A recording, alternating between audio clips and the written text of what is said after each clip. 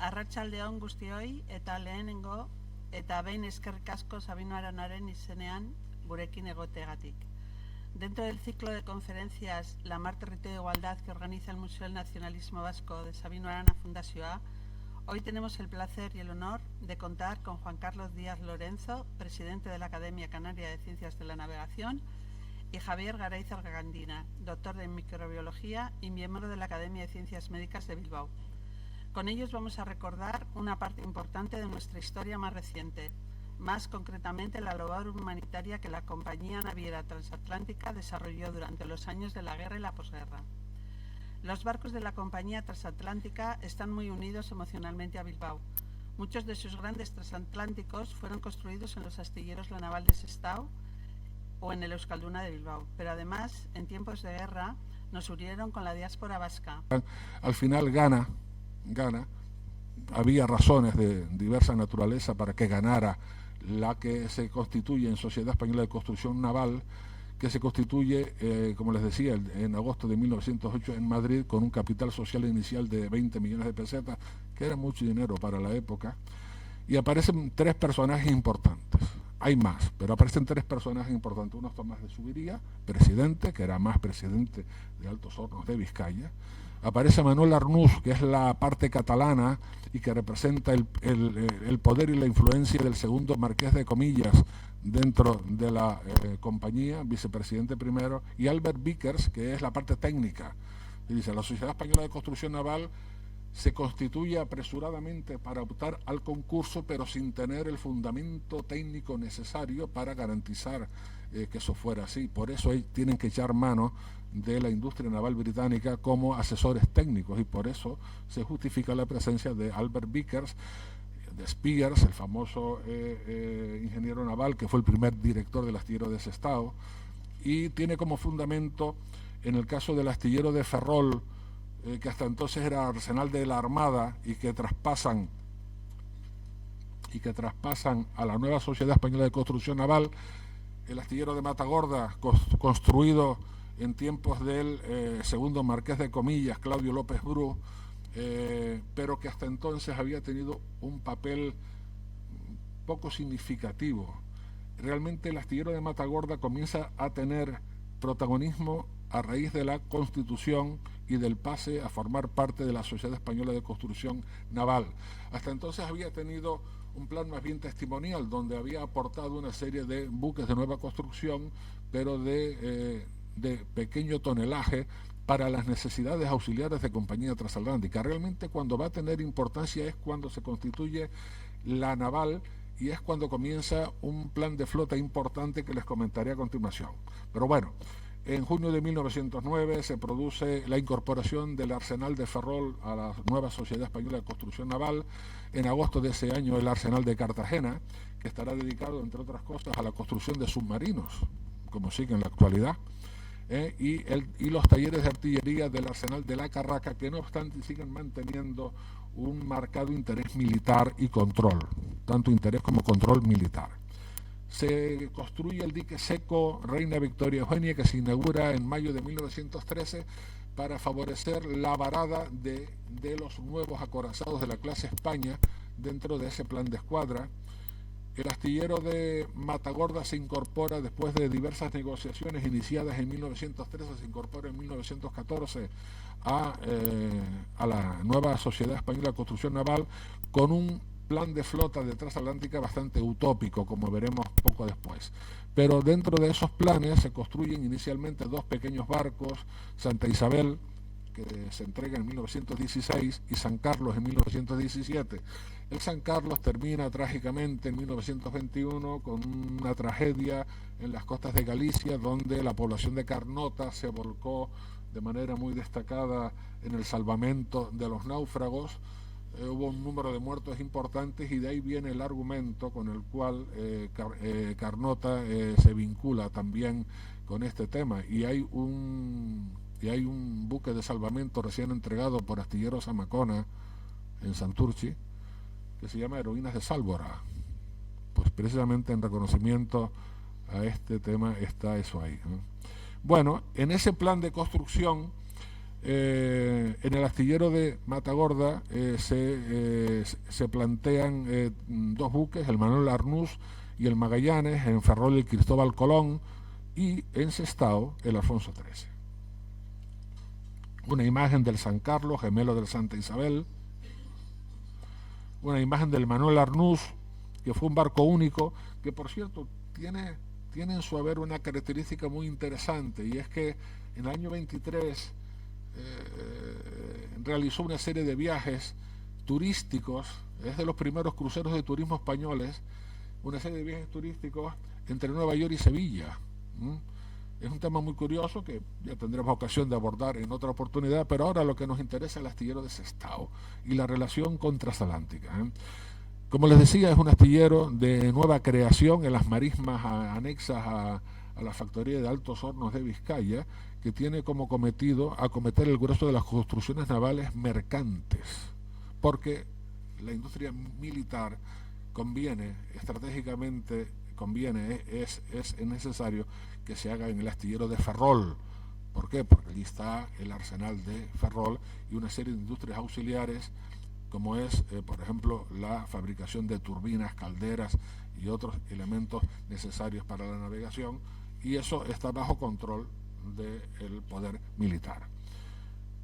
Pero el astillero de Sestao, que se discutió mucho sobre su construcción, sobre la necesidad de su construcción, considerando que el astillero de Matagorda estaba aparentemente bien capacitado para afrontar el plan de construcciones navales mercantes que se proponía. Sin embargo, la oligarquía y la burguesía, la destacada burguesía vasca de la época, toma la decisión empresarial antes que política, aunque también política evidentemente, y por supuesto ambos conceptos antes que financiera, de construir un nuevo astillero en la ría del Nervión. Como les comentaba, está cerca Altos Hornos de Vizcaya, que es una de las claves importantes para que se construya el nuevo astillero, puesto que el suministro de acero, laminados, perfiles y demás está muy próximo, ¿vale? Y hay una serie de empresas auxiliares muy importantes en torno a ambos márgenes de la ría, que van a favorecer una serie de elementos auxiliares importantes que no van a ser necesarios de importar. Y eso es otro tema importante. Importar o trasladar desde otras regiones de España donde hay industria pesada. Ese es otro tema que da para mucho. Es decir, hoy, por ejemplo, que tuve la ocasión de acercarme a Portugalete para ver el puente Vizcaya, que es una obra de ingeniería y arquitectura que a mí me entusiasma mucho y que procuro verla cada vez que vengo, porque cada vez siempre descubro cosas nuevas. Pues hay una estación de metro que se llama La Ibérica, y se refiere a una de las industrias importantes auxiliares que tuvo la ría del Nervión en esta etapa, ¿vale? Y es una de las 4 industrias siderúrgicas iniciales de la ría del Nervión, ¿vale? Que tuvo un papel importante, sobre todo a finales del siglo XIX y en la primer tercio del siglo XX. También había otro tema: el apoyo de la banca vizcaína, muy poderosa e influyente en el contexto del país, una mano de obra bastante cualificada, puesto que en los años precedentes se había forjado de manera singular la formación específica de obreros especializados en determinados oficios, un tráfico marítimo regular al que me refería antes, cuando hay un tráfico de exportación de mineral hacia Inglaterra fundamentalmente, en menor medida hacia Alemania, y hay un tráfico de retorno importante de carbón para la ría del Nervión, y una organización bastante avanzada de los navieros vascos, ¿no? El ejemplo más destacado es Ramón de la Sota, pero evidentemente había otros navieros también, Compañía Marítima del Nervión, en fin, una serie de personajes interesantísimos que han sido bastante bien estudiados. Y al mismo tiempo había otra cuestión importante, que era suavizar la tensión social que se había generado desde el punto de vista laboral de la masa obrera que se estaba generando en la ría del Nervión desde finales del siglo XIX. De manera sea que el proyecto del astillero de Sestao, que es elaborado íntegramente en la oficina técnica de Ferrol, pues está dedicado, como digo, a la construcción de buques mercantes. Euskalduna, desde 1902, vio con recelo la aparición del nuevo astillero, pero Ramón de la Sota, por un lado, cabeza visible de Euskalduna, y Manuel Navarrete, director general de la recién constituida Sociedad Española de Construcción Naval, la Naval en adelante, se reunieron y pactaron convenientemente no una confrontación, sino una estrategia complementaria, hermanos. Y funcionó bastante bien. Como les decía antes, el nuevo astillero se levanta en terrenos de las marismas cercanas a Altos Hornos de Vizcaya, lo cual es una estrategia muy importante porque está muy cercano el suministro de los diferentes elementos de la industria. Se plantea desde el principio un previsible aprovechamiento de astilleros del Nervión, que fue el astillero construido específicamente para el plan de escuadra de finales del siglo XIX.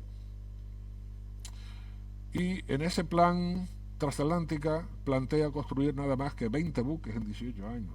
Es un plan de flota que por diversas circunstancias no se llevó a cabo en su totalidad, ni siquiera en el 50%, ¿no?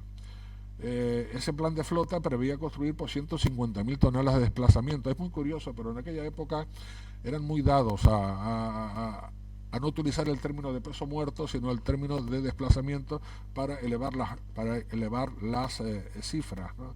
Una inversión estimada de entre 72 y 100 millones de pesetas de la época, de 1916.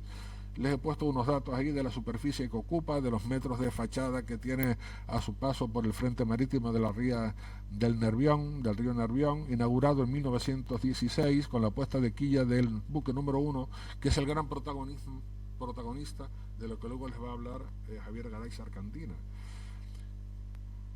Pero desde que se pone la quilla del buque número 1 a que finalmente se entrega, se construyen otros 19 barcos, parte de los cuales para Altos Hornos de Vizcaya, hasta que finalmente los dos primeros son el Conde de Zubiría y el Marqués de Chávarri, y ahí están las fechas, hasta que se pone la quilla que se puso en esa fecha, como les digo, del buque número 1, que se puso el 27 de abril del 16. El 28 de agosto aparece el rey Alfonso XIII en visita real y llega hasta el borde del astillero. Para esta época del astillero se maneja una cifra de entre 1.200 y 1.600 trabajadores, pero estamos en 1916, Primera Guerra Mundial. Un problema en varios frentes, y uno de ellos, el socio tecnológico Vickers y los compromisos de la industria británica, que no cumple con lo establecido por las intervenciones gubernativas respecto de lo que es la industria esencial británica y su relación con España. De manera sea que hay una escasez de materiales importante, hay problemas de suministro de todo tipo, la construcción queda paralizada hasta que finalmente en septiembre de 1920 se celebra la botadura. Como estamos en una situación muy complicada en aquella época, hay un cierre patronal de 6 meses, desde noviembre de 1920 hasta mayo de 1921, donde se registran, como se puede ver en la prensa, brotes de violencia, huelgas, altercados, incluso el asesinato del gerente de la Naval en 1921. De manera sea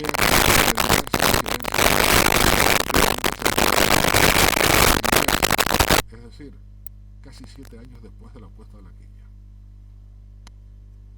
Bueno, les he puesto unas imágenes de la botadura del astillero de Sestao y otras imágenes de la presencia de los reyes, Alfonso XIII, y la fase de armamento a flote del transatlántico. Una imagen, por supuesto, siempre importante, como es el paso del nuevo buque bajo el puente Vizcaya, o aquí atracado en el puerto Santander, un puerto muy importante también para la historia de Transatlántica. Y puesto que estamos en una ocasión singular, especial, les he traído 2-3 perlas poco conocidas. Y una de ellas es el Transatlántico número 7, que es un episodio curiosísimo, no construido, y que yo, cuando hice mi tesis, estuve investigando bastante y me costó bastante encontrar cosas, porque, por cierto, abro un paréntesis, El archivo de Transatlántica está dividido. Una parte está en el Museo Marítimo de Barcelona, otra parte está en Santander, sobre todo lo que se refiere al tema sanitario, que luego abordará Javier.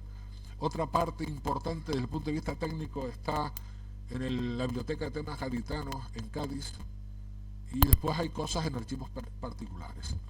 Pero del transatlántico número 7, que hubiera sido el barco mayor construido en España entonces y durante mucho tiempo, con 18.000 toneladas de desplazamiento, con una eslora de 165 metros, casi 20 de manga, 3 chimeneas. ¿Y por qué las 3 chimeneas?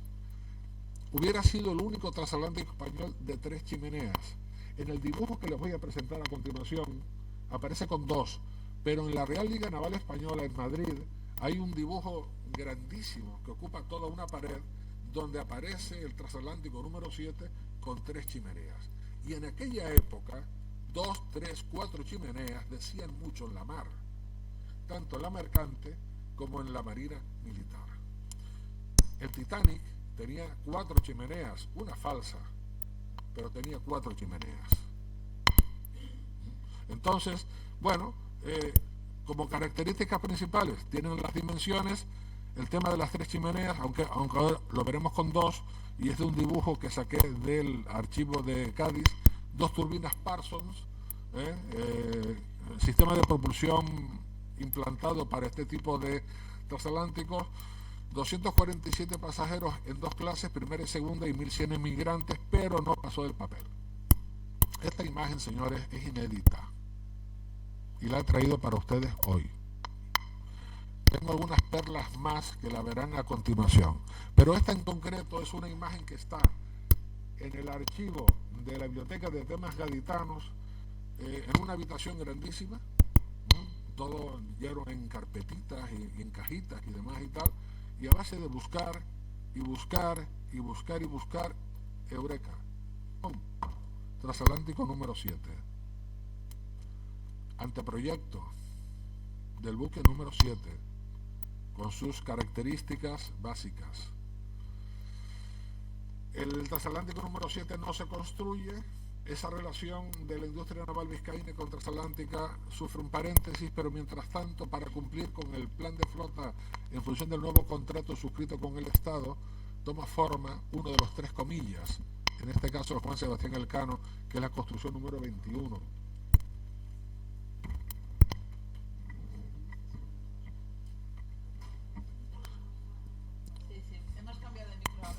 Ahora voy a hablar, le voy a dar un punto más ahí. Gracias. Bueno, pues se construye en el plan, en la renovación del contrato con el Estado, Transatlántica contrata 3 nuevos transatlánticos de un proyecto anticuado, pero que se materializó en 3 buques emblemáticos: Marqués de Comillas, Juan Sebastián Elcano y Magallanes.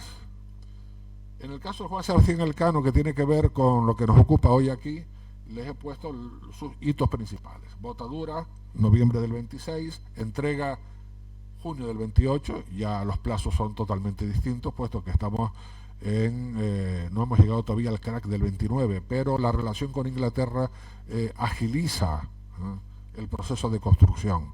No olvidemos que durante mucho tiempo, hasta la autarquía prácticamente, la dependencia de la industria naval española, sobre todo de este nivel, respecto de Inglaterra fue bastante considerable.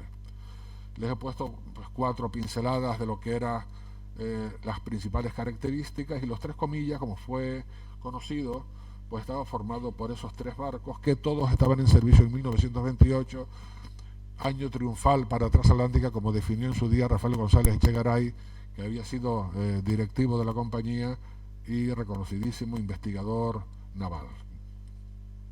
Una imagen del Juan Sebastián Elcano, que para el año 28, bueno, proa recta, popa de espejo y demás, con 2 chimeneas. Estas 2 chimeneas sí eran funcionales, pero como se puede apreciar, era un barco ya un tanto obsoleto para la época.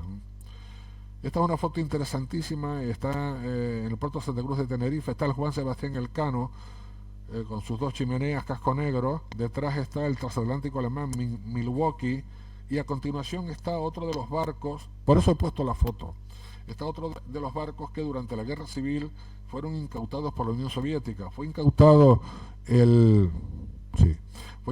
Juan Sebastián Elcano y fue incautado el que está echando humo, que es el Isla de Gran Canaria, gemelo del Isla de Tenerife, un antiguo barco de la Compañía Marítima del Nervión que Compañía Transmediterránea compró en 1928. Y fueron transformados, eran grandes barcos de carga para traer algodón del sur de Estados Unidos a Bilbao, y fueron transformados en el astillero de Valencia para su reconversión en barcos de pasaje y carga. Salón de primera clase del Marqués de Comillas en este caso. Y otra imagen poco conocida: el transatlántico Juan Sebastián Elcano, construido en Sestao, fue incautado por las autoridades soviéticas en 1937, quiero recordar, y se convirtió en este buque renombrado Yakutia, y esta es una foto del buque en el Mar Negro, de las pocas que hay. Bueno, llega la Guerra Civil, de eso les hablará Javier, llega la autarquía, Compañía Transatlántica es intervenida por el Estado, la figura de Juan Antonio Güell, tercer Marqués de Comillas, queda a un lado, marcado acento con la dictadura de Primo de Rivera, marcado enconamiento de la Segunda República contra la transatlántica conservadora religiosa, y después de la Guerra Civil el nuevo Estado toma el control de Compañía Transatlántica durante bastante tiempo, hasta que aparece la figura del Marqués de Comillas, del Conde de Ruiseñada, y también cuarto Marqués de Comillas, Juan Claudio Güell y Churruca, y en su doble vertiente de secretario de la Casa Real en España, pero también hábil negociador con el régimen franquista, consigue, de acuerdo con los planteamientos que hacía el INI, el poderoso INI de Juan Antonio Suances, que del plan de nuevas construcciones de la empresa nacional Elcano, dos buques llamados Monasterio de Guadalupe, el C2, y el Monasterio de la Rábida, el C3, la famosa clase monasterio, construidos todos en la ría del Nervión, pasen fletados a poder de la Compañía Transatlántica y posteriormente adquiridos en propiedad. Después de la Guerra Civil, Transatlántica había alquilado también a Elcano con opción a compra dos barcos de pasaje. Le podemos dar la condición de transatlántico puesto que hicieron viajes transatlánticos, el Conde de Arjalejo y el Conde de Arjalejo, bueno, fueron el Saturtegui y el Virginia de Churruca, que cubrieron durante mucho tiempo la línea de península con Venezuela y Centroamérica. Pero en este caso, estos dos barcos destinados a renovar flota en la línea de Nueva York entran en servicio en 1953. Hay una serie de episodios que no los voy a relatar aquí para no extenderme excesivamente. Fueron barcos de corto recorrido en el tiempo, si consideramos que tuvieron en servicio 20 años, tenían gran capacidad de carga, menor capacidad de pasaje, pero con un nivel bastante considerable para la época, y fueron indiscutibles protagonistas de Transatlántica en relación con Estados Unidos, con la línea de Nueva York. Otros dos protagonistas importantes de la industria naval vizcaína, en este caso uno construido en La Naval y el otro construido en Euskalduna. Una imagen del Guadalupe, en este caso, un barco precioso. Otra imagen del Covadonga. Como que hay tres capitanes de Transatlántica, están rememorando viejos tiempos.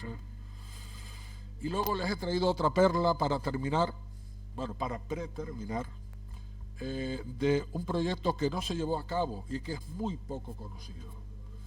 Yo conocimos con estos amigos que nos acompañan a quien fue el director técnico de Compañía Transatlántica durante mucho tiempo, José Ignacio de Ramón, y su padre, don José María Ramón de San Pedro, fue el promotor principal de este proyecto que no pasó del papel y que en los planos de la Sociedad Española de Construcción Naval estaban numerados B101 y B102.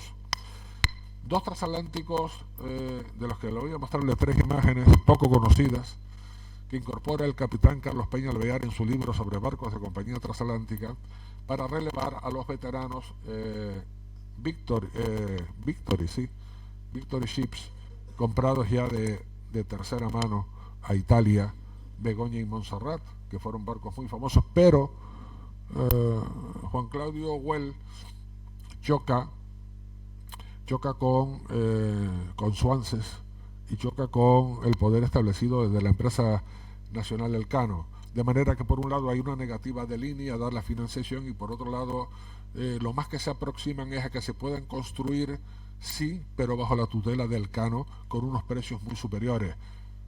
En mi libro está publicada mi tesis en 2 tomos, abordo con amplitud este tema, que no voy a desarrollar ahora por razones obvias, pero como les digo, esas dificultades en la financiación, pese a la ley de Marina Mercante de 1956, con poderosas razones políticas como trasfondo, invalida que estos barcos se lleven a cabo. Barcos de 20.000 toneladas de registro bruto, 5.000 toneladas de peso muerto, les he puesto las principales características y lo curioso, y lo he puesto intencionadamente aquí, es que una bodega para llevar 40 coches tipo SEAT 1400, ¿no? Bien, aquí tienen la imagen de los barcos no construidos. Este es un proyecto en el que la ingeniería naval de aquella época en la ría del Nervión luego aprovechó para los 4 ferries del tipo X construidos para Compañía Transmediterránea, 2 de los cuales se construyeron en la ría del Nervión, Ciudad de Compostela y Santa Cruz de Tenerife, y los otros 2, Juan March y Las Palmas de Gran Canaria, en Unión de Levante en Valencia. Les he traído algunos planos donde nos da idea de cómo sería la distribución interior, y retrocedo brevemente para ya pasarle la palabra al amigo Javier para situarles en el contexto específico del buque Habana. El antiguo Alfonso XIII, a la proclamación de la Segunda República, pasa a llamarse Habana. Del mismo modo que los transatlánticos Reina Victoria Eugenia e Infanta Isabel de Borbón son renombrados Argentina y Uruguay, amarrados en Barcelona y atacados durante la Guerra Civil y destruidos, ¿vale? En el caso de La Habana, que es lo que nos interesa hoy, que luego se llamó Galicia entre 1962 y 1978, en abril de 1939 el buque llega a Bilbao después de 38 meses de amarre forzoso en el puerto de Burdeos, mientras duró la guerra. Pero el 14 de septiembre de 1939, perseguido por una maldad, se produce un voraz incendio que destruye una parte importante del buque cuando se encontraba amarrado en el muelle de armamento del astillero de Sestao. Hay un proyecto de reconstrucción de la Sociedad Española de Construcción Naval para 424 pasajeros, pero recibe el rechazo frontal del INI, del todopoderoso Juan Antonio Suances. En 1941 se plantea la transformación en carguero, simple carguero con capacidad para 12 pasajeros y nada menos que 71 tripulantes. Y se hace esta primera reconstrucción y se realizan las pruebas el 27 de mayo de 1943, pero sin embargo luego se produce una segunda transformación en Estados Unidos, el astillero Todd, en 1946, que le reforma la cámara para 114 pasajeros. En 1960 es vendido a Pescanova para su reconversión en buque factoría en Astano, y en septiembre del 64 inicia su primera campaña como buque factoría con el nombre de Galicia y contraseña de Pescanova. Hay un cambio de calderas en 1971 y finalmente llega el de Juárez en 1978 en Vigo, después de 3 años de amarre. Unas imágenes del Alfonso XIII, matrícula naval de Barcelona, como era siempre característico de la Compañía Transatlántica, en Santander, que ya la vimos antes, pero que la he repetido. A ver, bueno, ya. Esta foto es muy poco conocida. Es el Habana 1931, proclamación de la Segunda República. El Habana cuando sale de Estados Unidos en su primer viaje tras la reconversión. Una chimenea desproporcionada, una imagen muy bonita del barco visto por la banda de estribor. Esta es la imagen más conocida del Habana. Y aquí como Galicia, en su última etapa como buque factoría, que fue el primer buque factoría español, por cierto, ¿no? Y muchas gracias.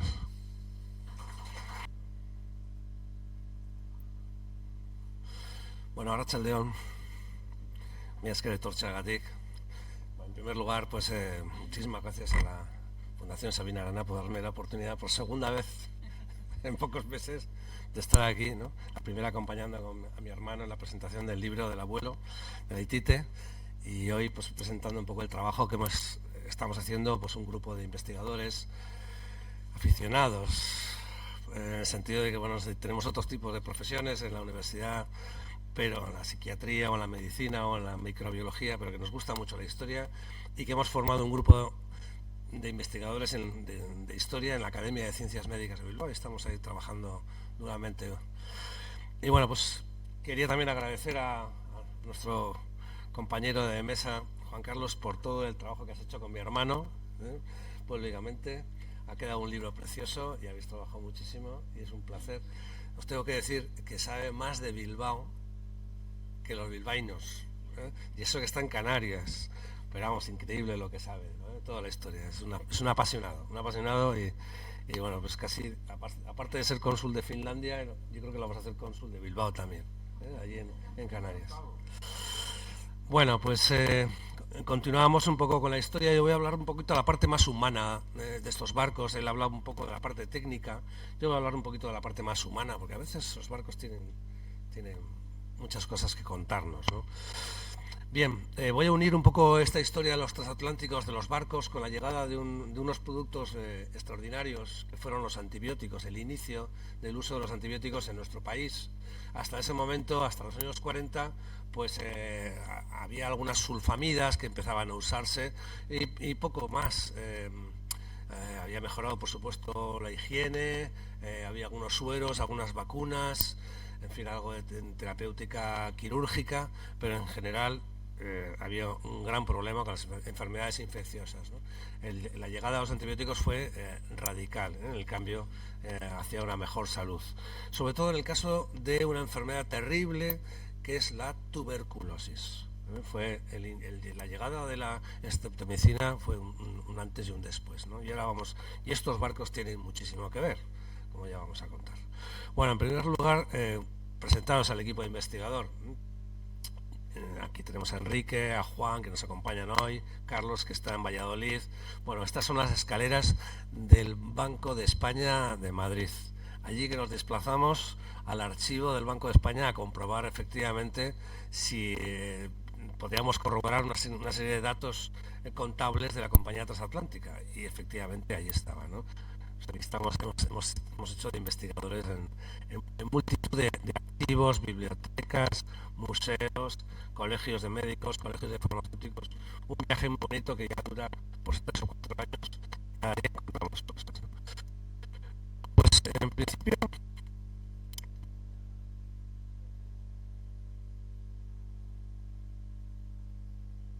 a ver, se la van acabando las pilas. Bueno, pues antes de entrar con el tema de antibióticos, voy a hablar dos pinceladas de un tema extraordinariamente sensible, que es de esa huida de los niños, de 32.000 niños vascos, vizcaínos, guipuzcoanos, y que tuvieron que salir de nuestro país por la caída de Bilbao. Bilbao iba a caer en junio del 37 y el gobierno vasco, el Lehendakari Aguirre, pues tuvo que tomar la decisión de sacar esos niños de aquí, ¿no? Y en ese sentido, en La Habana fue un buque extraordinariamente importante porque facilitó un buque ya, vamos a decir, de un gran transatlántico con una gran capacidad para las personas.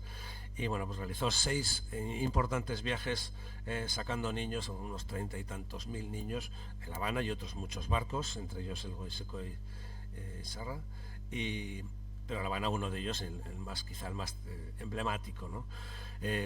Hace poco la Asociación de Niños de la Guerra del 37, que es una asociación inglesa, aquellos que se quedaron allí, los descendientes formaron esa comunidad, me enviaron un libro precioso que se titula así: Solo serán 3 meses. Eso es lo que les decían los padres y las madres a los niños para despedirles en el puerto de Santurce, ¿no?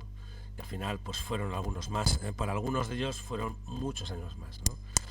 Bien, entonces vamos a hablar un poco de los niños de la guerra, pero un poquito sin grandes profundidades porque no soy un especialista. Y bueno, pues hay mucha información en el Instituto Gogora. Todos aquellos que queráis indagar en ese tema, hay mucha información en el Museo Histórico de Euskadi, que está en María Díaz de Haro, ¿no? Bien, efectivamente, el 21 de mayo del 37, el Habana y el Goiseco Izarra de Sota salieron de Santurce con 4.000 niños, en este caso, con destino a Inglaterra, ¿no? y a Francia, el Goiseco Izarra. Bien, allí, aquí voy a mostrar una serie de imágenes que me han enviado desde la asociación inglesa. Vemos pues caras de niños de entre 5 y 15 años, bueno, pues llenos de esperanza, llenos de ilusión, llenos de miedo, llenos de, en fin, saliendo de un infierno, entrando en un mar, amenazados por grandes buques de la Armada Española, de la Armada Nacional, y protegidos por otro lado por la flota británica. Salieron al Golfo de Vizcaya y en un día llegaron a traspasar un muy mala mar y una gran cantidad de mareos, que eso se refleja en todos esos libros que me han dejado. Llegaron por fin al puerto de Southampton, ¿no? Todos los niños, como veis, identificados con una cartulina, con su nombre, con su número, ¿no? Esto nos recuerda algunas cosas, ¿no? Y bueno, pues aquí vemos cómo estaba atestada la cubierta de La Habana. Fijaros cómo estaba la cubierta de La Habana. Pues 4.000 niños. El barco tenía una capacidad para 2.000 personas. Pues bueno, pues veíamos que en las camas pues había 3 o 4 chavales y chavalas, muchos en el suelo, todos vomitando. La verdad es que el libro es muy divertido, hay un montón de anécdotas dentro de la crudeza y la tristeza del evento, ¿no? Total que llegaron efectivamente a Southampton, ¿no? Aquí vemos pues las enfermeras y maestras que acompañaron a los niños, acompañándoles en el descenso por la escalinata, y abajo el ejército de salvación, que a lo mejor nos sonará de algunas películas, ¿no? Bueno, pues que les acogió. En ese sentido, el gobierno británico pues se negaba a acoger a niños vascos, porque aducía al tratado de no intervención, y a pesar de eso, pues, la población civil organizó, y un par de políticas extraordinarias del Parlamento británico organizó la acogida, ¿no? En principio iban a ser 2.000 niños y al final fueron 4.000 niños, ¿no? Que hubo que acoger de una forma temporal en una serie de tiendas de campaña en Southampton, y luego se fueron distribuyendo en diferentes alojamientos, y bueno, fue una experiencia extraordinaria, ¿no? Al final, bueno, pues después de la guerra, muchos niños poco a poco fueron volviendo, aunque algunos se quedaron a vivir allí porque se habían quedado sin familia, literalmente, no tenían dónde quedarse, y fueron acogidos por familias inglesas, ¿no? Y bueno, pues en Santurce han hecho un monumento a los niños. Yo os animo a visitar ese pequeño monumento de los niños de Santurce. Y por otro lado, pues alguna otra imagen. Y bueno, pues una relación que tenemos con la universidad a través de... Un día estábamos en el rectorado, yo he tenido la suerte de participar como vicerrector en el equipo del rectorado, y un día nos llamaron de esta asociación, de Basque Children of 37, la asociación de niños vascos del 37, oye, que tenemos un legado de un niño de la guerra que ha fallecido y que era un gran pintor, Coque Martínez, y que quiere donar toda su colección pictórica, más de 200 cuadros surrealistas, importante, al pueblo de Cabredo, donde nació, al borde de Navarra con Álava, al ayuntamiento de Maeztu, de Álava, donde estudió, al Museo Artium y a la Universidad del País Vasco. Y nos encargamos, pues el equipo de vicerrectores, de organizar pues una preciosa exposición itinerante en los campus, y de llevar esos cuadros al Artium y a los ayuntamientos de Cabredo y Maeztu. La verdad es que fue una experiencia francamente bonita. Y aquí, bueno, pues un mil gracias de una de las niñas que nos felicita las fiestas y que agradece al pueblo inglés la acogida, ¿no?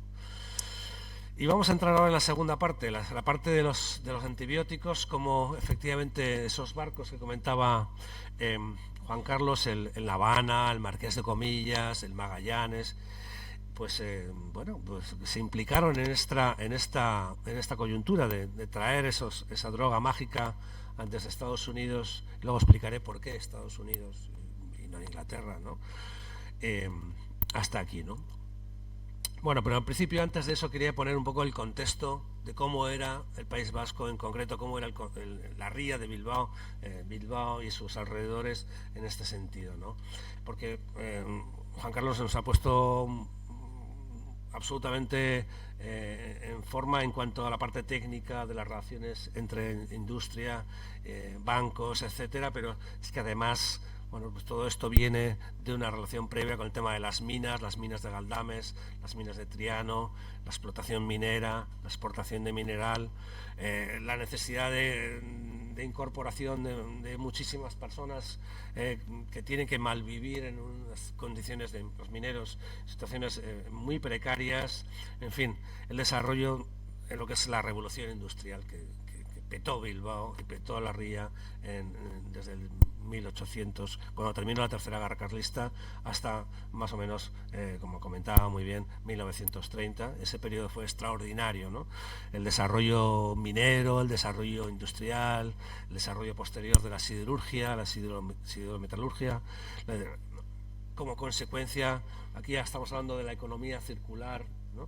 Bueno, pues ahí sí que se hacía economía circular. De los desechos de la industria siderometalúrgica se utilizaban para las empresas químicas, para sacar ácido sulfúrico, compuestos nitrogenados como fertilizantes, etcétera, etcétera, donquinesa, etcétera, ¿no? La construcción naval, los seguros navales, los bancos, Banco Bilbao, Banco Vizcaya, en fin, una época extraordinaria, ¿no? Y desde un punto de vista económico. Por otro lado, eso provocó también una gran transformación social, ¿no? Los partidos políticos, el PNV, que acaba de nacer, también los socialistas, anarquistas, las huelgas, los sindicatos, un urbanismo caótico de Bilbao, el gobierno vasco o el gobierno español que dice, o las autoridades, que hay que construir casas económicas para los trabajadores, el decreto de casas baratas. Todavía tenemos en el entorno de Bilbao una gran representación de casas baratas, preciosas por otro lado. Hay que recordar cómo hemos tenido hasta hace muy poco un medio ambiente degradado de una forma increíble, en fin. Y, por supuesto, muchas desigualdades, muchísimas desigualdades.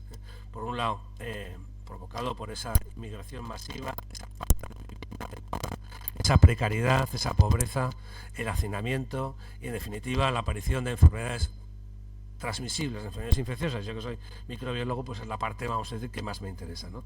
Pero por otro lado había grandes fortunas, que, como ha citado, ¿no? Juan Carlos, pues sí, quizá el mayor representante, pues los Ibarra, el clan de los Ibarra, Osota, Aznar, etcétera, ¿no? Grandes fortunas que, por otro lado, las esposas, familiares de estos grandes líderes económicos, pues hacían una importante labor benéfica, ¿no? Formaban parte de las juntas de caridad de los hospitales de Basurto, del hospital de Gorliz, de Ledo. En definitiva, había esa parte social, ¿no? En definitiva, pues había una importante prevalencia de enfermedades infecciosas, ¿no? Y en aquel momento pues no había muchos recursos, ¿no?, económicos, no había muchos recursos técnicos de terapéutica antiinfecciosa, sueros, vacunas, poco más.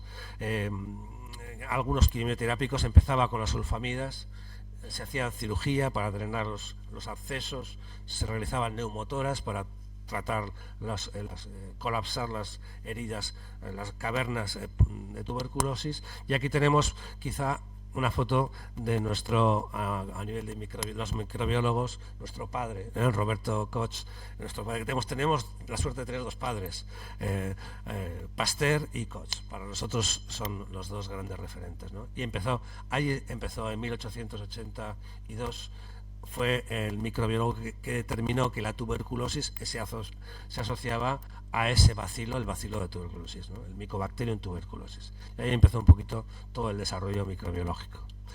En fin, esta enfermedad, la tuberculosis, o la también llamada tisis, es una enfermedad, esta es una frase de Hipócrates, 460 años antes de Cristo, ya es una enfermedad de toda la vida del ser humano, una zoonosis, y bueno, que ha sido y sigue siendo muy importante y fatal, es posiblemente la que más mortalidad ha causado a lo largo de la historia. Y bueno, pues en la Revolución Industrial en Bilbao en 1900, estos son datos sacados de una fantástica exposición que Juan y Antón, que están aquí en primera fila, prepararon en relación a la tuberculosis, ¿no? Decían ellos que en 1900 Bilbao era un foco endémico tuberculoso. Según la prensa local, Bilbao tenía una incidencia tuberculosa superior a la de París, Buenos Aires, Madrid o Barcelona, que le colocaba a la cabeza de las ciudades españolas. Terrible, ¿no? Pero es que además en la tabla que tenemos, no se ve por supuesto, en la tabla esa mortalidad asociada a la tuberculosis pues no se distribuye uniformemente por todo el entorno vizcaíno, sino que se concentraba, como se sigue concentrando, en las zonas más pobres y más pues con mayor desigualdad. En este caso, evidentemente, pues en Bilbao la Vieja, en la zona de la margen izquierda, es donde se concentraba, porque se asociaba evidentemente a la pobreza. A lo mejor todos recordáis a Chopin y a su amante, ¿no? Sand, pues en la época de los románticos, de la tuberculosis, se pensaba que era una enfermedad de románticos, hasta que se dieron cuenta las estadísticas de que sí, románticos, pero sobre todo de pobres, asociada a la pobreza, a la falta de alimentación, al hacinamiento, a todos estos factores que aquí teníamos muchísimos en esa época. Bien, pues se calculaba que en ese momento pues en Bilbao pues había unos 12.000 tuberculosos activos y que, bueno, pues como no había otro tipo de terapéuticas, pues se les pensó en todo el estado construir sanatorios para aislarles en el monte o en las playas, darles bien de comer y esperar que se desarrollen pues, su enfermedad, porque no había cura en ese momento, una mortalidad muy elevada. Prácticamente la mitad de los tuberculosos morían de tuberculosis. En definitiva, pues una época muy, muy terrible, ¿no? Enseguida se vio que se asociaba a ser una enfermedad de tipo social, ¿no? Y los médicos higienistas en 1900 intentaban lanzar mensajes a la sociedad de qué hacer, cómo prevenirlo, hay que comer bien, hay que tener buenos hábitos, hay que hacer deporte, en definitiva, sí, pero lo que había que hacer era mejorar las condiciones laborales de todos esos trabajadores, y si no, era imposible controlar esto. Bueno, en esa época destacaron pues, médicos muy importantes en Bilbao, como el doctor Areilza, ¿no? Que tenemos una calle, fue un gran médico, fue un responsable de los hospitales mineros de Gallarta, en Galdames, etcétera.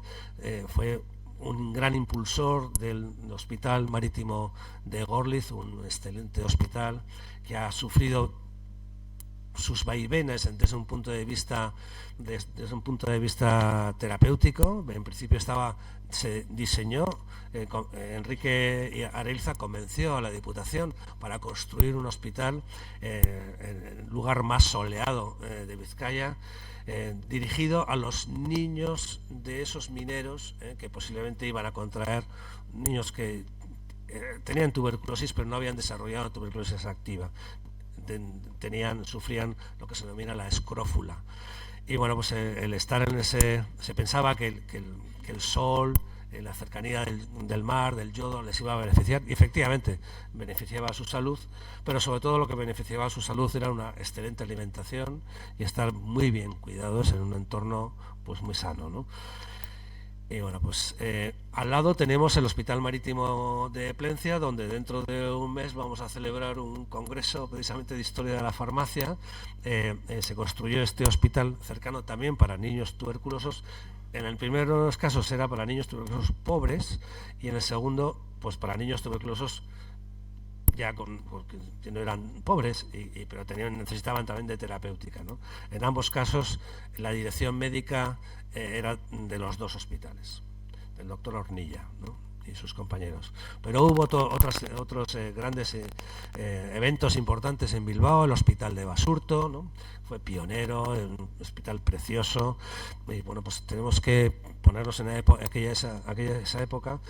El pabellón Gandarias, un pabellón que tiene, pues, de los más grandes de Basurto, se dedicaba exclusivamente al tratamiento de las personas tuberculosas, y la mitad de los pacientes que acudían allí tenían tuberculosis muy activas, pues fallecían, una causa terrible, ¿no? Se montaron también dispensarios para aquellos casos más leves y para hacer una terapéutica, el doctor Ledo, y bueno, hicieron un dispensario. Se montó el hospital específico del Toras, de Santa Marina, con la ayuda de varios filántropos, entre ellos Luis Briñas. Y bueno, afortunadamente pues tenemos esa suerte de que pues, varios investigadores desarrollan los primeros antibióticos, los primeros compuestos con una actividad directamente específica contra estas enfermedades, ¿no? Gerard Domag en Alemania sintetiza las primeras sulfamidas en 1939. Alexander Fleming, que todo el mundo seguramente habrá oído hablar de su experimento, de la placa de Petri, aquella que se le contaminó con un hongo. Bueno, pues ese era un microbiólogo clínico del Hospital de St. Mary de Londres. Los microbiólogos clínicos hacen una gran labor, pero no son bioquímicos. Pero él vio que ese fenómeno podía tener mucho interés terapéutico y tuvo la gran cosa de guardar esa cepa, guardar ese hongo para investigarlo más adelante. 10 años más tarde, el equipo de Oxford fue capaz de empezar a sintetizar de una forma masiva ese compuesto, la penicilina, pero tuvieron que llevarse el proyecto a Estados Unidos a desarrollarlo allí porque se estaban siendo bombardeados por el ejército alemán en la Segunda Guerra Mundial. Y el gobierno americano se dio cuenta de, esto tiene muy buena pinta, estos productos, este proyecto lo vamos a potenciar. Y reunió a los principales casas farmacéuticas conocidas, ahora por ejemplo como Pfizer, quizá os sonará, o Merck, también os sonará, por las famosas vacunas. Bueno, pues hicieron el esfuerzo de trabajar conjuntamente y en 1 año y medio fueron capaces de producir gran cantidad de penicilina a nivel industrial. Y a través de los barcos, muchos barcos que llevaban ahí, entre ellos el Habana, el Marqués de Comillas y el Magallanes, distribuirlos en concreto a nuestro país. Bien, efectivamente llegó la penicilina a España, fue el primero de los antibióticos, 1944. Hay que recordar que estábamos, Franco había, Italia, Alemania habían perdido la guerra y Franco era amigo de ellos, y los americanos lógicamente empezaron a distribuir la penicilina a sus aliados, ¿no? Y bueno, pues tuvo que montarse un comité, yo no sé qué tal voy de tiempo, un comité especial para la distribución de penicilina de una forma muy reglada, ¿no? Y ese Comité Nacional de Penicilina estuvo dirigido por el famosísimo doctor Jiménez Díaz, la clínica Jiménez Díaz de Madrid. Hay una anécdota en el sentido de que él padeció una neumonía y sus propios ayudantes, los jóvenes médicos que estaban en su equipo, fueron al bar Chicote, a Madrid, donde por lo visto había de extraperlo en unas neveras pues algo de penicilina, que le curó la neumonía, ¿no? Una pequeña anécdota. Bueno, pues estamos en la posguerra española, como se comentaba, en la autarquía. La autarquía es ese fenómeno económico por el cual, ¿cómo es eso de Juan Palomo, yo me lo como, guiso, yo me lo como? Tenían Franco un aislamiento completo a nivel internacional y se decidió, vamos a fabricarlo todos nosotros.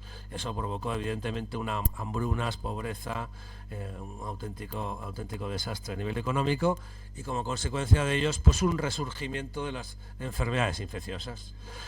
Y como había algo de antibióticos pero poco, apareció el extraperlo, el contrabando.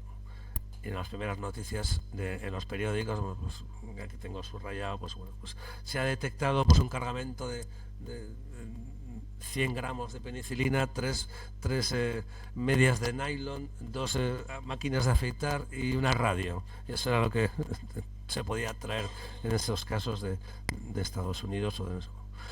Y bueno, pues estos eran un poco los productos que llegaban desde Estados Unidos. Evidentemente empezaron a llegar por vía aérea, pero luego un poquito más adelante ya en las noticias del correo aparecen ya que a través de barcos como el Marqués de Comillas, el Magallanes y el propio Habana, pues se traían algunas cantidades de penicilina y streptomicina. Y bueno, yo no tenía ni idea de que esos barcos pertenecían a ninguna compañía transatlántica, pero indagando, bueno, luego entramos en las actas del Hospital de Basurto, tuvimos la suerte de poder, y vemos que hubo donantes, personas anónimas o personas con nombre y apellidos, que donaban pequeñas cantidades de penicilina o streptomicina que habían conseguido de la manera que sea, y que las donaban al hospital para la terapéutica de las personas, ¿no? Y aquí, ¿no? Pues 30 gramos de streptomicina, ¿no? Y algunas facturas ya de compra de algunos productos ya como la streptomicina y el PAS, otro antituberculoso, en los dispensarios antituberculosos de Vitoria en el 48. Eso indica que ya estaban aquí, pero en cantidades muy concretas y muy limitadas, ¿no? Pero bueno, aquí quizá no se aprecie muy bien, pero en esa tablita, en esa gráfica central, hemos representado pues una serie de años, y la gran bajada corresponde con la entrada de los antibióticos en España. En concreto con la entrada de la streptomicina. Sin embargo, se produjo un fenómeno que luego se ha explicado científicamente, y es que los pacientes mejoraban, algunos curaban, pero otros recaían. Y tuvieron que combinarse varios antibióticos a la vez, varios antituberculosos a la vez, como el PAS, el TB1, y sobre todo la isoniazida y la rifampicina. Ahora se sabe que eso era debido a que el Mycobacterium tuberculosis tiene la capacidad genética de mutar y de hacerse resistente al antibiótico. Entonces, unas cepas pueden hacerse resistente a un antibiótico o a 2 a la vez, pero no a 3. Entonces, si combinas 3 antibióticos, lo que pasa es que tienes que tomar muchos antibióticos, 3 combinaciones de 3 antibióticos durante más de un año en ocasiones, y eso a los pacientes les cansa, les provoca reacciones adversas, etcétera, dejan el tratamiento y la enfermedad vuelve aparecen cepas resistentes, etcétera. Pero bueno, evidentemente esos antibióticos, junto con la mejora de la calidad de vida en los años 50, pues ha ido bajando y bueno, pues vamos llegando y tuvimos la suerte de poder entrevistar a dos compañeros, en concreto el doctor Juan Gondra, que me acompaña aquí en la primera fila, tuvo la oportunidad de estar con el doctor Uriarte en una entrevista a este veteranísimo médico de 101 años, y Juan le preguntaba, doctor Uriarte, ¿usted recuerda cómo llegó los antibióticos? Y le decía, sí, claro, llegaban a través de la ría. Íbamos a Santurce y comprábamos allí en los barcos lo que se podía. Y efectivamente luego eso fue confirmado por el doctor Líbano, que contaba esta anécdota, que en 1947 acompañé a mi padre médico al puerto de Santurce a comprar streptomicina en el buque Habana para ponérsela inmediatamente a un niño de Algorta con meningitis, y así salvó su vida. Este podía ser perfectamente pues el aspecto de este tipo de puertos, pero hay que pensar que todo esto lleno de gente, maletas, mayordomos, en fin, se facilitaba un poquito la compra allí mismo de algunas pequeñas cantidades. Por supuesto, luego en las bodegas iban cantidades todas legales, en aduanas, etcétera, que iban luego ya para los laboratorios en España, pero pequeñas cantidades pues se vendían pues ahí en el mismo puerto. Y ya llegamos a la compañía transatlántica y tuvimos una fortuna enorme de que entramos en contacto con la consignataria Pérez y Compañía, que gestionaban estos buques en Santander y en toda la zona norte, y que de cada uno de estos viajes hacían un paquetito en el que metían los tripulantes, los pasajeros, el pliego de carga, las incidencias, etcétera. y lo ponía en la fecha Habana, tal viaje, ¿no? Y hemos tenido la suerte de que poder acceder a ese material porque tuvieron una inundación en el Paseo de Pereda. Esta es una foto del edificio de la consignataria en el Paseo de Pereda, un edificio precioso, y en los bajos tuvieron una inundación, se les mojó todo y decidieron o lo tiramos o lo mandamos a algún sitio, y lo mandaron a la Universidad de Cantabria, y allí el servicio de biblioteca pues trató con muchísima delicadeza ese material y lo ha hecho disponible, de tal manera que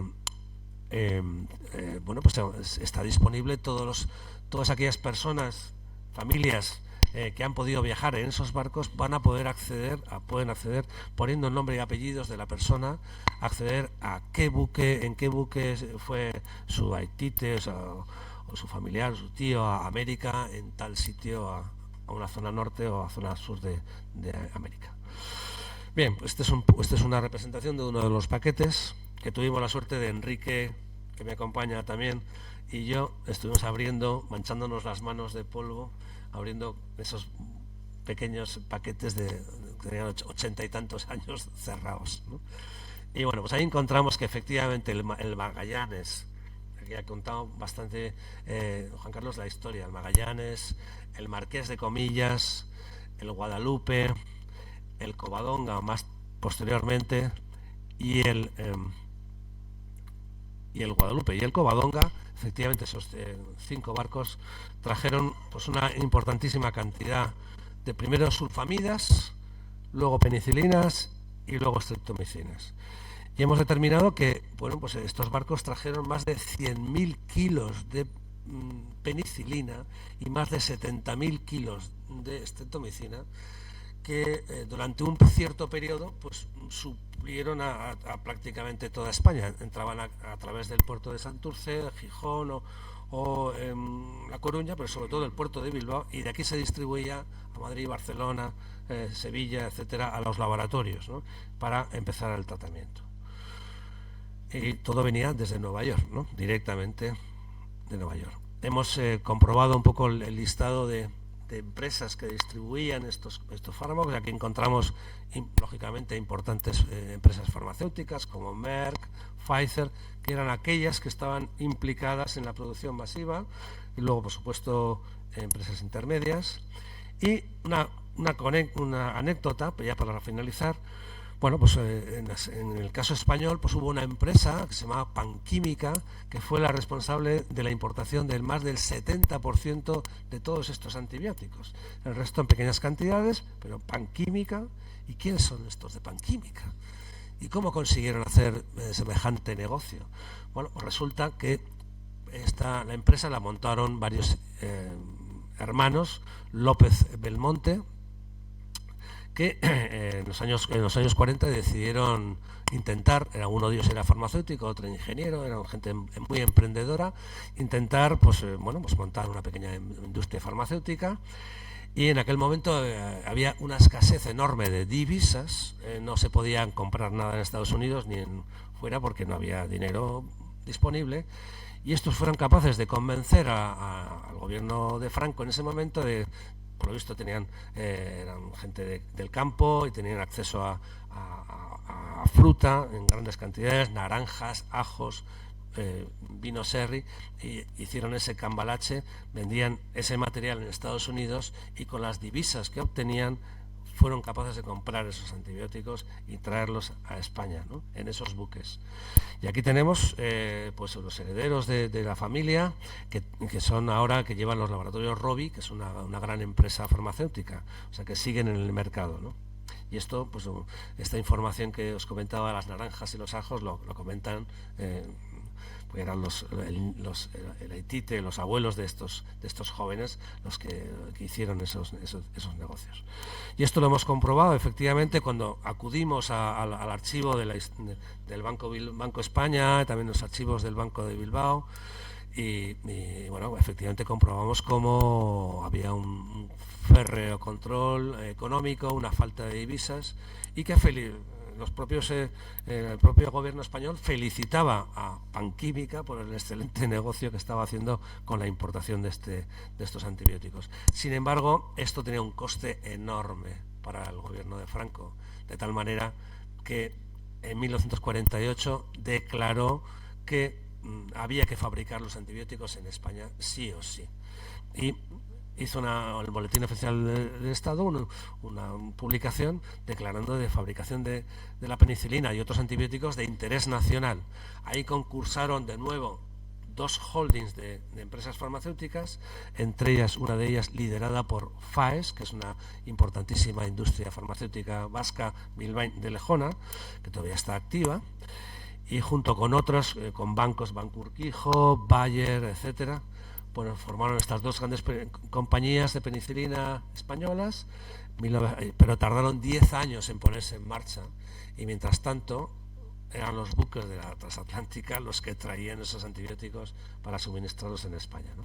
Antibióticos en León y la compañía española de penicilina en Aranjuez. Y nada, pues aquí para finalizar, pues unos agradecimientos a los compañeros que nos dieron esta información, al profesor Peña Alvear, de la Compañía Transatlántica, Aníbal Lorenzo, Jesús Valdariso, compañeros de la universidad, Álvaro González, el joven que se le ocurrió guardar todas esas cajitas o esas bolsitas y mandarlas a la Universidad de Cantabria para hacerlas disponibles, a Jesús, el bibliotecario, a Teresa, a Carla y bueno, pues a todas las personas que nos han echado una mano. Y aquí tenemos pues una imagen de una placa de Petri. Esto es una placa de Petri, esta es la famosa placa de Fleming. Y aquí tenemos el hongo, cómo se comió esos puntitos que se ven a la derecha, que son las colonias de Staphylococcus aureus que él cultivó. Y nada más por mi parte, pues nada, muchísimas gracias.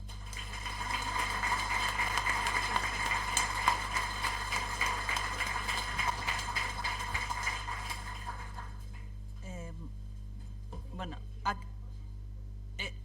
después espera un momentito, tengo 2 preguntas, ¿vale?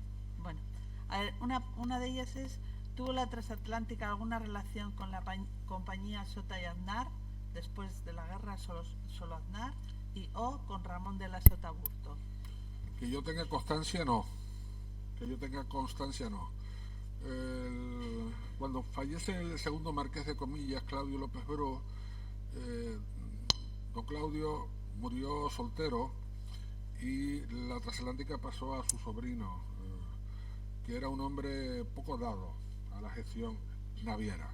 Estaba más preocupado por la política catalana, fue alcalde de Barcelona, entre otros cargos, pero fruto de ese aparente desinterés en los negocios navieros se produce una de las etapas de caída de importancia de la transatlántica. Generalmente los navieros mantienen contactos entre sí. Les cuento una anécdota.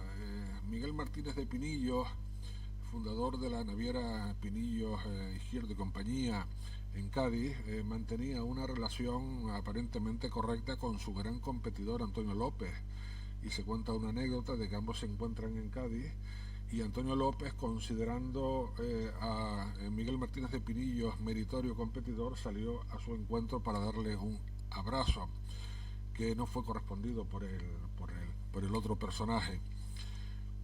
De la documentación que yo he consultado no he encontrado nada que relacione con la figura tan destacada de Ramón de la Sota, ¿no?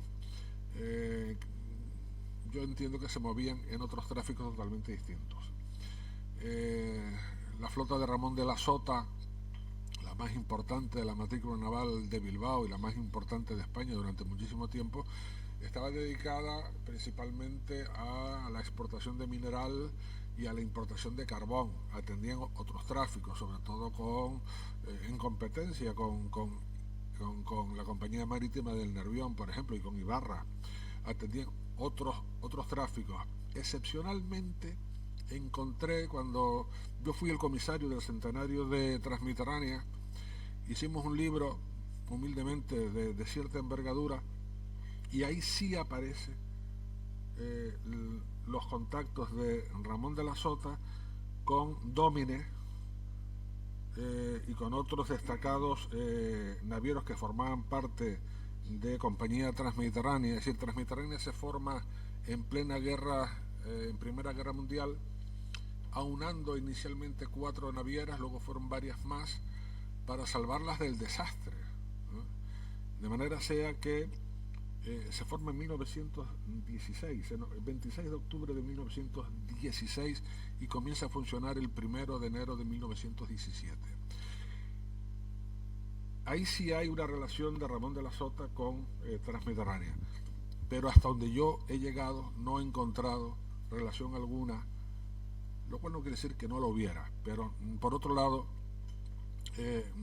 aparentemente no hay esa relación, puesto que los intereses navieros, comerciales, de tráfico marítimo de Ramón de la Sota estaban muy lejos de los intereses que tenía el Marqués de Comillas con Transatlántica, que vivía sistemáticamente de los contratos con el Estado para atender las líneas de soberanía nacional con América, fundamentalmente. Bueno, esta otra pregunta va para ti directamente, Juan Carlos. Hay gente que se ha quedado con el tema de las 4 chimeneas del Titanic y preguntan si eran falsas o eran de adorno. Una era falsa, 3 chimeneas sí eran para la exhaustación de los gases, pero la 4ª era decorativa.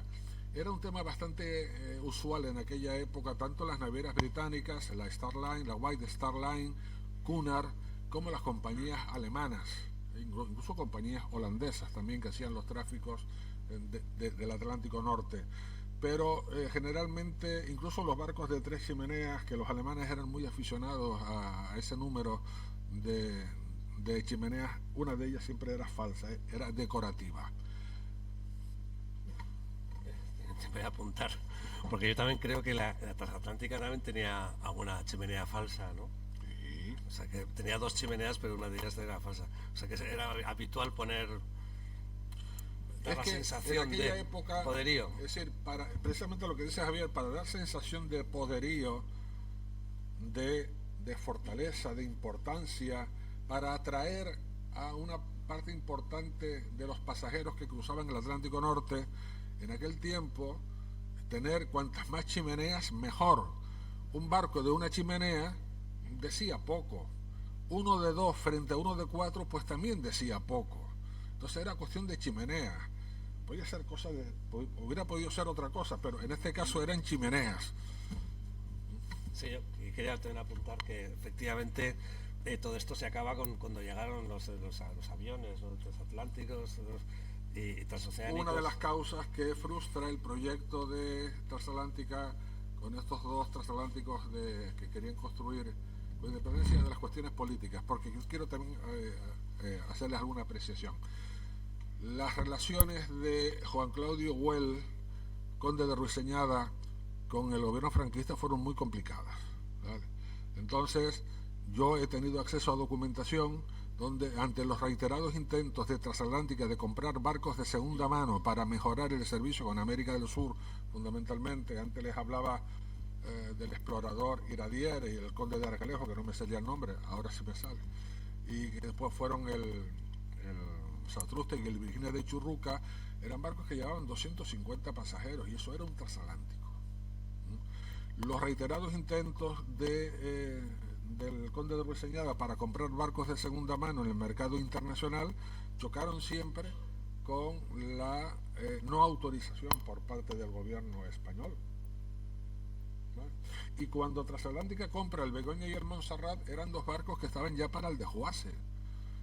El gobierno italiano autoriza la venta de esos 2 barcos a Transatlántica, pese a los intentos que hizo la Transatlántica de la época por comprar el Roma y el Sydney, que eran también transformación de 2 barcos de la Segunda Guerra Mundial, pero con mejores condiciones, porque el gobierno italiano se negó a permitir que eso fuera así, y sin embargo le vende 2 barcos que fueron durante mucho tiempo, a base de mucho esfuerzo y dedicación de las tripulaciones de Transatlántica, los mejores transatlánticos que tuvo España hasta su retirada en 1974. Eso es así. Usted quería... Ahora, si queréis hacer preguntas, vamos a intentar hacer preguntas cortitas, digo, porque ya es un poquito tarde. Hay un chacolí donde luego podéis charlar un montón y vamos a intentar hacer cortitas, ¿vale? No,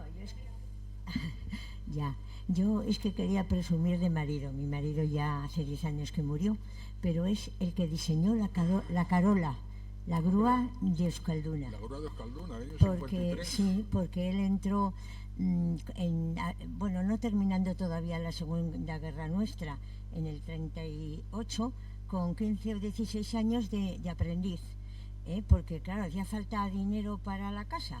Y ya estaba Euskalduna funcionando muy bien y con muchos pedidos, y le cogieron a él y a otros más de alumnos para aprender. Como él era muy buen dibujante, enseguida le mandaron a la escuela, una escuela que había por Basurto, por ahí, de formación profesional en dibujo. Y por las tardes y por las mañanas tenía que estar en Euskalduna.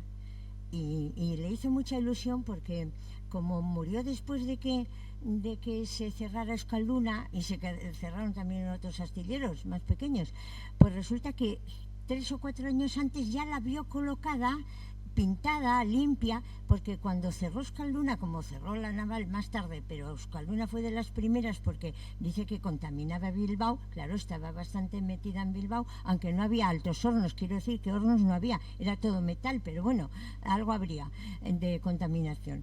Pues entonces ya la pusieron en servicio para los últimos barcos que hicieron en la ría. Sí, y cuando ya se jubiló, no sé si un par de años antes que la cerraran, no muchos, pues cuando la cerraron tampoco miraron mucho las empresas a recoger algunas cosas que valían, ¿no? Sino que las dejaban allí, pues eso, para la chatarra. Y él paseaba por Deusto y la veía allí en la chatarra. Y dice, ojo, esta va para la chatarra, porque va con todas. Ay, bueno, 2 años más tarde ve que la ponen allí pintada, removada. Le hizo una ilusión. Bueno, todavía vivió 3 años más para verla. Vale, gracias.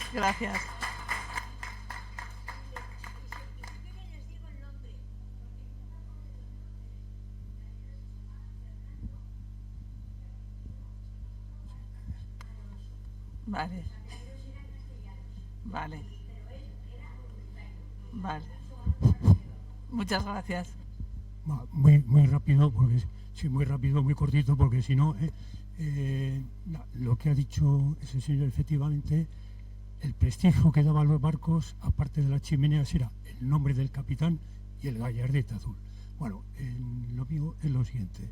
Da la casualidad que la semana pasada pues presenté un libro que se titulaba Sucedió en la ría de Bilbao, y se trata de todo lo anterior a todo la naval y la Euskalduna. Es decir, mi bisabuelo fue el primero que montó en Bilbao, o sea, el primero que hizo en Bilbao una máquina a vapor para un barco, en paro, pero corto. Y luego, por otra parte, da la casualidad que el día 7 de mayo presento la historia de Luis de Castresana, por todo el tema de los niños, ¿no?